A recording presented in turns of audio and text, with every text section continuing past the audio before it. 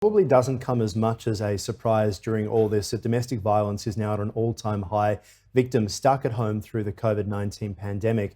Mobile phone often one of the first items to be smashed or even stolen, leaving the victim with no way to call out for help. DV Safe Phone collects old working mobile phones, tests them, resets them, gives them to victims of domestic violence. And here to talk to us about how it's actually helping victims is Ashton Wood. Thank you so much for your time. Hey Aaron, how are you?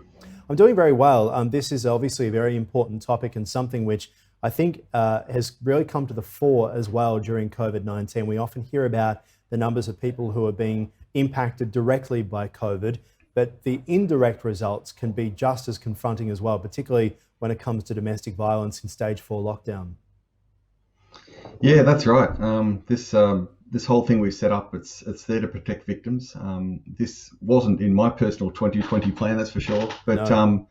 speaking to an ex-police senior sergeant of 23 years, she told me that the number one thing they need right now is these mobile phones for victims to take home and hide and have there in case there's another episode of domestic violence in the home. What I like about this strategy is it understands the complex nature of domestic violence in the sense that too often the easy solution when someone is finding themselves in this situation is, why don't you just leave them? And we obviously know that there are so many long-term consequences of that question. It might roll off the tongue easily, but it isn't that easy when it's actually in practice.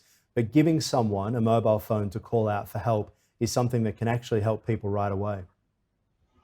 Yeah, that's right. And same, just like you said, people, something happens at home and they get, beaten up and they Yeah. get rescued or the police come and help them. A lot of them return back home because they've got children there, they've got a whole family environment there. They can't just walk out right then. So normally they'll choose to go back, hope the partner's better this time or next time.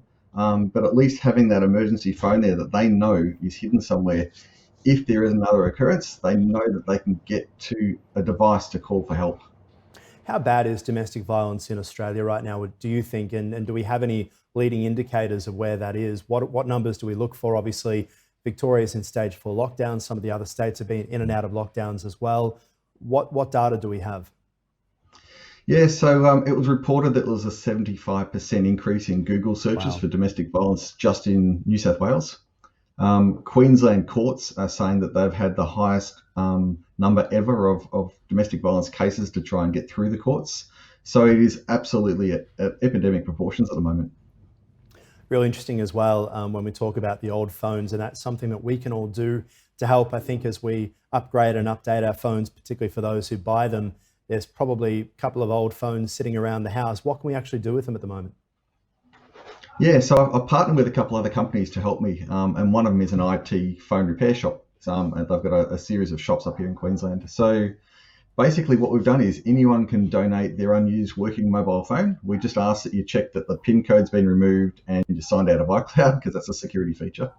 They can donate phones either to King IT stores or to any Jeep dealership in Australia. And Jeep are now paying for the cost of getting the phones up to us. So it makes it really easy for people to find their old phones and drop them off at their local Jeep dealership. We'll get them all checked and then we give them to Red Rose Foundation, who are a registered not-for-profit charity who deal with domestic violence victims directly. And how can we help to spread the word about this as well, where perhaps the best answer and the quickest answer can turn into a conversation which is about, assisting with the phone and then carrying on from there? Yeah, the best way is just to ask your friends and family if they've got any spare phones lying around. We're also looking for corporates who refresh their fleets every couple of years. Mm. Quite often, the corporates put their old phones in a box in a cupboard because they're worried about company data being on those phones. They don't want to unsell them. What do they do with them? So we're asking for people just to have conversations with their workplace about this. And we can guarantee we'll take every phone, we check them all, we make sure they've been erased. If they're the Samsung type phones with the chips, we remove the removable chips and chop them up. So we meet their security requirements around disposal of old hardware, and we also meet the environmental requirements around them that if the phones are too old or too damaged, we'll put them through the proper recycling process. Talk to us about the people who have the phones. What are the numbers? What are the things that they do? Is the service you provide on that side, the counselling side as well, or is it providing the phones? So DV Safe Phone is the technology side. It's getting the phones in, tested, and given to Red Rose Foundation.